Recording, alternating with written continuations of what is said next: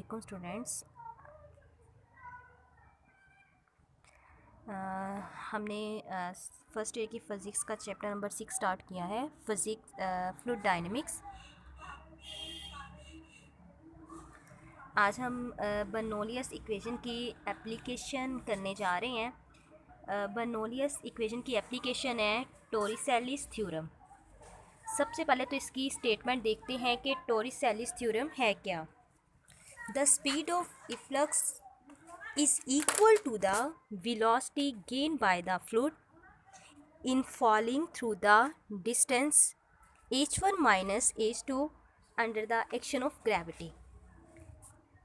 बेटा वो कह रहा है कि इफ्लक्स की जो स्पीड है वो इक्वल आएगी उस स्पीड के जो फॉलिंग फ्लूइड जो है वो गेन करता है जब वो हाइट h1 से h2 की तरफ मूव करता है।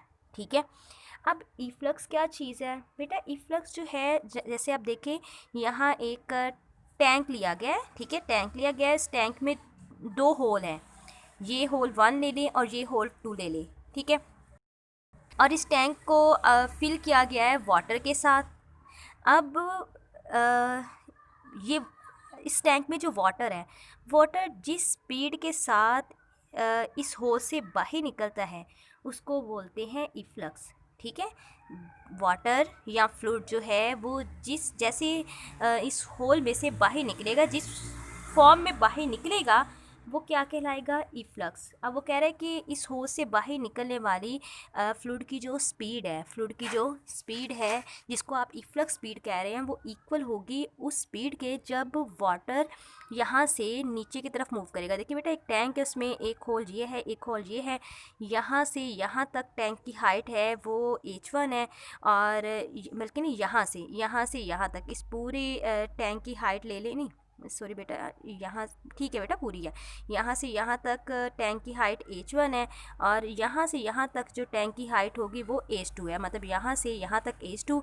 तो यहाँ से यहाँ तक अगर हाइट निकालनी हो तो हम टोटल हाइट h1 में से माइनस कर देंगे ये हाइट जो h2 है वो।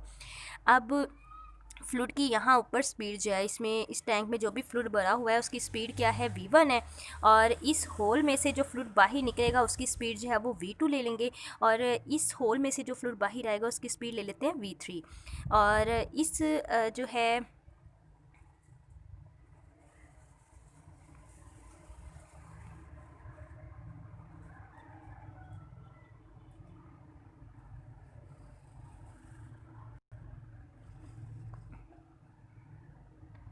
सॉरी बेटा, ये फ्लूइड जो है यहाँ फ्लूइड की स्पीड v1 है, और यहाँ फ्लूइड जो है वो नीचे की तरफ मूव करेगा। इसलिए उसने कहा है ना कि falling through the distance h1 minus h2। तो h1 माइनस h2 ये डिस्टेंस होगा। ठीक है, यहाँ से यहाँ तक का डिस्टेंस h1 और यहाँ से यहाँ तक का h2। तो अगर हम इस टोटल में से इतने पार्ट को माइनस कर देंगे तो हमारे पास इसकी हाइट आ जाएगी। तो यहाँ से यहाँ तक मूव करते हुए फ्लूइड जो स्पीड गेन करता है या इफ्लक्स की जो स्पीड है वो क्या कहलाएगी? वो कहलाएगी Torricelli's theorem. The speed of the efflux is equal to the velocity gain by the fluid. मतलब इस होल में से जो फ्लूइड बाहर मूव कर रहा है, बाहर जाएगा, उसकी जो स्पीड होगी वो इक्वल होगी उस स्पीड के जहाँ से जो फ्लूइड जो है, जिस स्पीड के साथ फ्लूइड नीचे की तरफ जाएगा, under the height of falling through the distance h1 minus under the action of gravity. Fluid नीचे की तरफ किस वजह से जाएगा? ग्रेविटी की वजह से।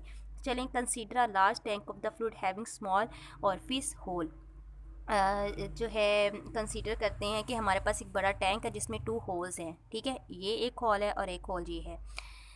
Late area of cross section of the upper end of the tank. ये टैंक का अपर एंड है, इसका क्रॉस सेक्शन एरिया ले लेते हैं a1, और ये जो ऑरिफिस या होल है इसका क्रॉस सेक्शन एरिया लेते हैं a2।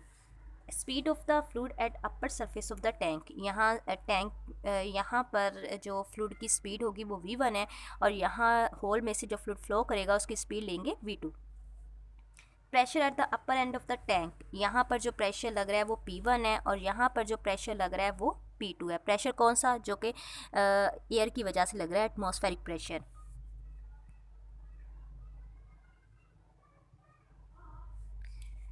फ्लूइड की height at the upper and H1, ये भी मैंने आपको बता दिया, और लोअर एंड पर हाइट क्या है H2, और डेंसिटी क्या होगी रो, क्योंकि फ्लूइड एक ही रहेगा, फ्लूइड चेंज नहीं होगा तो डेंसिटी जो है वो कांस्टेंट रहेगी। बर्नौलीज इक्वेशन के according P1 plus half P rho V1 square plus rho GH1 is equal to P2 plus half rho V2 square plus rho GH2।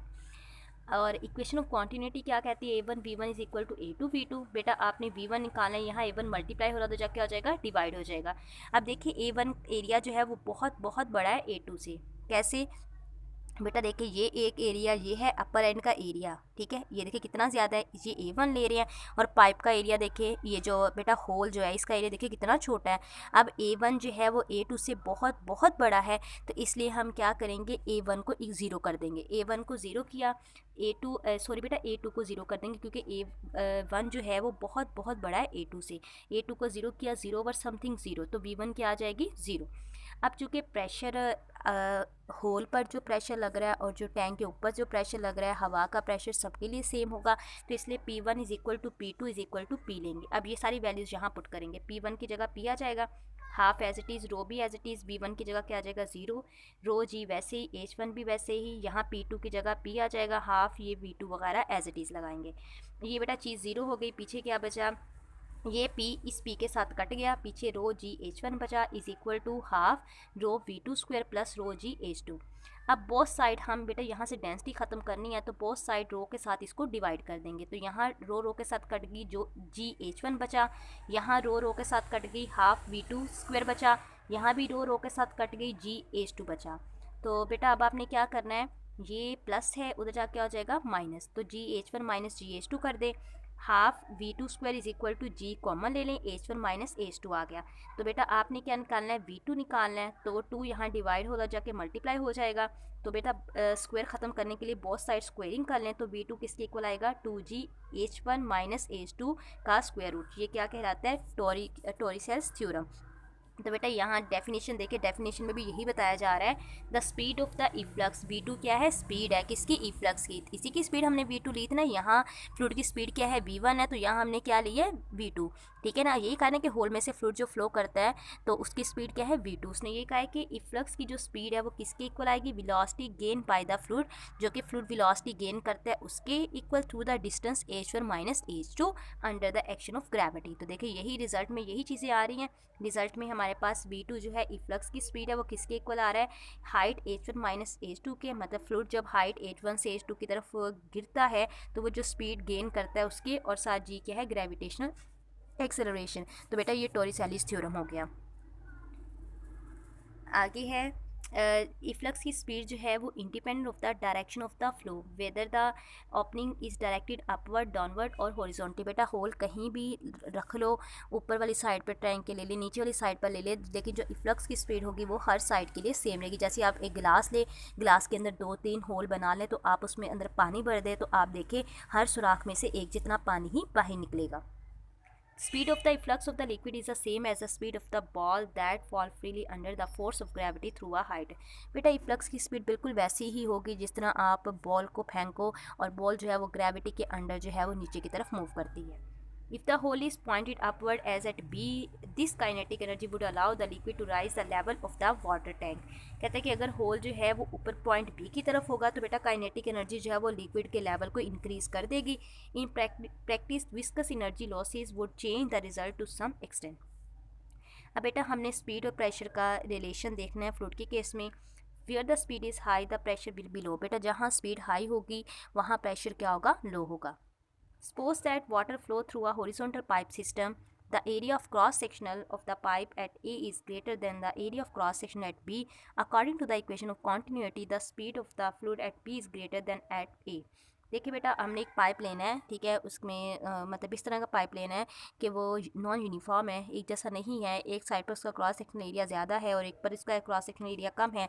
तो इक्वेशन ऑफ कॉन्टिन्यूटी के मुताबिक स्पीड जो होगी फ्लूइड एट बी पर speed जो है वो ए से ज़्यादा होगी।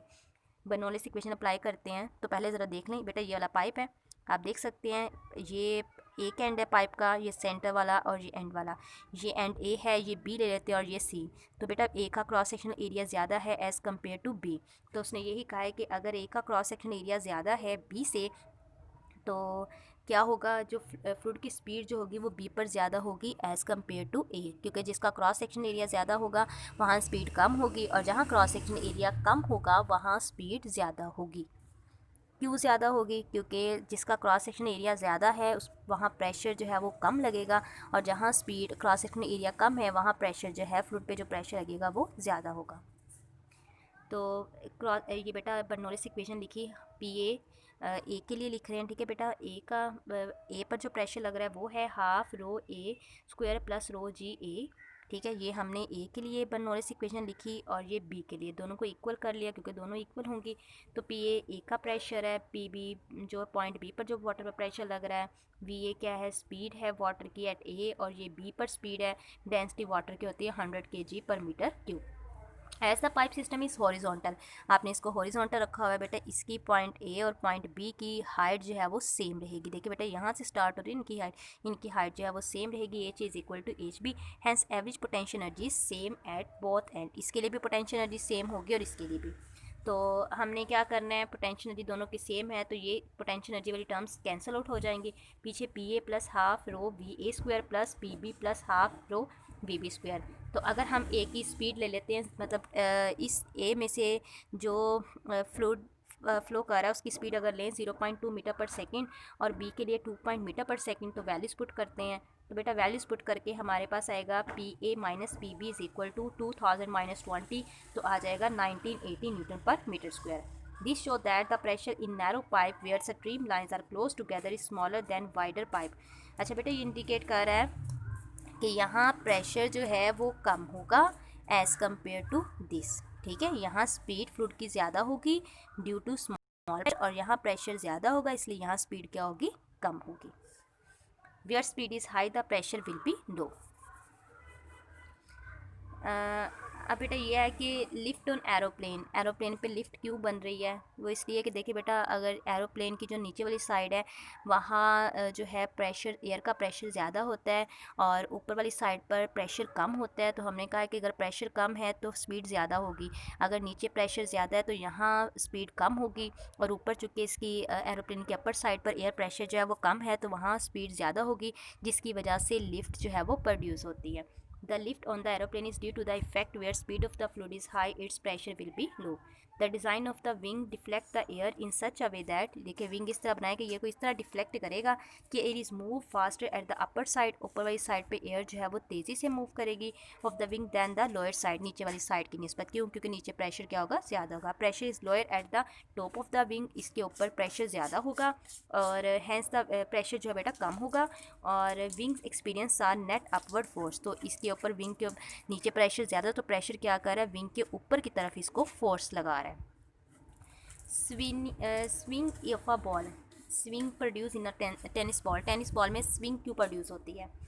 Consider a tennis ball moving through a air from left to right in the such a way that its spin as well as move forward. देखिए बेटा बॉल फेंकी आपने, बॉल जो है वो अपने एक्सिस के गिर्द भी घूम रही है और आगे की तरफ भी जा रही है। तो देखिए यहाँ क्या हो रहा है, स्विंग प्रोड्यूस हो रही है, ठीक है। स्विंग प्रोड्यूस हो रही है किस लिए, देखिए बेटा बॉल की नीचे वाली साइड जो है यहाँ एयर प्रेशर जो है वो ज़्यादा लग रहा है, इसलिए नीचे वाली साइड पर स्पीड कम होगी, लेकिन ऊपर जो है वो एयर प्रेशर कम है तो यहाँ ऊपर वाली साइड पर जो है वो बॉल की स्पीड ज़्यादा होगी। तो यही बताएगा the streamlines of the air appear to move from right to left. The layer of the air near the surface of the ball are pulled around the direction of the spin due to friction between ball and the air. The speed of the air at one side of the ball increases than at other side. In this case, the pressure at one side of the ball becomes smaller than that at the other side. एक side पर pressure जो है, या आप ये कह सकते हो एक साइड पर प्रेशर जो है वो कम होगा और एक साइड पर प्रेशर ज़्यादा होगा। जहाँ प्रेशर कम होगा वहाँ स्पीड ज़्यादा होगी, और जहाँ प्रेशर जो है वो ज़्यादा होगा वहाँ स्पीड क्या होगी, कम होगी। तो इसलिए इसको एक्स्ट्रा कर्वेचर मिल जाता है। देखिए उसका पास ये कर्वेचर देखिए, ठीक है। जहाँ प्रेशर ज़्यादा होगा वहाँ कर्वेचर भी ज़्यादा होगा। देखिए यहाँ स्ट्रीम लाइंस में कितना डिफरेंस है, और यहाँ देखिए स्ट्रीम लाइंस कितनी पास पास है। तो so the ball known as swing which deceives our opponent player. उसके बाद है बेटा वेंचुरी रिलेशन। वेंचुरी रिलेशन क्या है? Suppose that an ideal fluid flow through a horizontal pipe. Suppose करें कि एक आइडियल पाइप आपने लिया है, हॉरिजॉन्टल पाइप, इसमें से फ्लूइड जो है वो फ्लो कर रहा है। देखिए पाइप की साइड पर क्रॉस सेक्शन एरिया A1 है, यहाँ A2 है, यहाँ फ्लूइड की स्पीड V1 है, यहाँ V2 है, और यहाँ पर जो प्रेशर लग रहा है P1 है, और यहाँ जो प्रेशर लग रहा है वो क्या है? P2 है। तो the area of cross section of the pipe at A1 is greater than the area of cross section at A2। तो हमें पता है यहाँ इसका एरिया इससे ज़्यादा है। तो बर्नौलिस इक्वेशन अप्लाई करते हैं। P1 half rho V1 square rho GH1 is equal to P2 plus half rho V2 square plus rho GH2। हमें पता है P1 जो है वो लोअर एंड का प्रेशर है, ये जो है मतलब वाइड पार्ट के लिए, ये नैरो के लिए है, ये वाइड पार्ट की स्पीड है, ये नैरो की स्पीड है, और ये डेंसिटी है। अब चूँकि हॉरिजॉन्टल पाइप है, हाइट सेम होगी, तो बेटा वही पीछे वाला रिलेशन बन जाएगा। तो P1 minus P2 is equal to, बेटा देखें P2 को इधर ले जाके माइनस कर दिया, ये टर्म उधर ले गए, यहाँ से हाफ रो कॉमन ले लिया, V2 स्क्वायर माइनस V1 आ गया।